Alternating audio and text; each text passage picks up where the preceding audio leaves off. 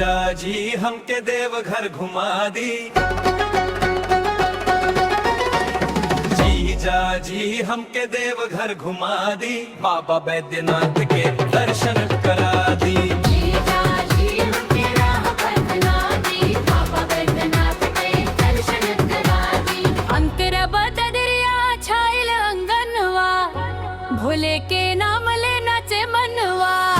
बेल पत्र धतुरा फूलवा सजाइब, बोल बम कहत बाबा के मनाइब। चला जीजा जी अब देरी न करी, बैद्यनाथ धाम के राह पकड़ ली। एक बेर दर्शन हो जब महादेव के, सफल हो जाई जीवन हमारे। जीजा जी हमके देवघर घुमा दी, बाबा बैद्यनाथ के दर्शन करा दी। जीजा जी हमके देवघर घुमा दी, बाबा बैद्यनाथ के दर्शन करा दी। जीजा जी हमके देवघर घुमा दी, बाबा बैद्यनाथ के दर्शन करा दी।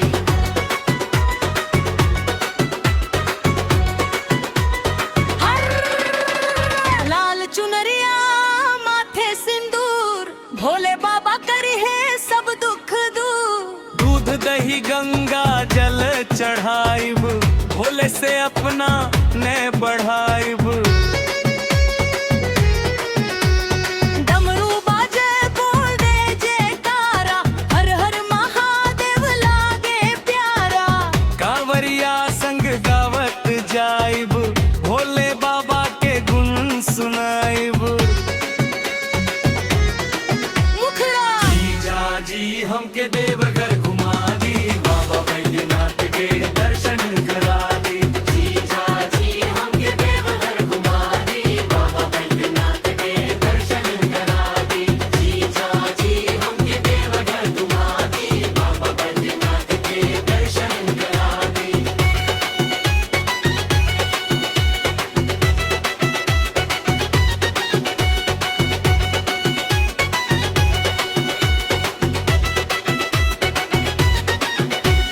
रास्ता भर गूंजे बोल बम के नारा, भोले बिना लागे न जग सारा। जीजा जी हाथ पकड़ के चली, बाबा के चरण में माथ नवली। मांगब सुख शांति नेहा पार, भर दी भोले खुशियन के भंडार। सावन भर गूंजे ई पुकार, हर हर महादेव बारंबार। समापन हर हर महादेव।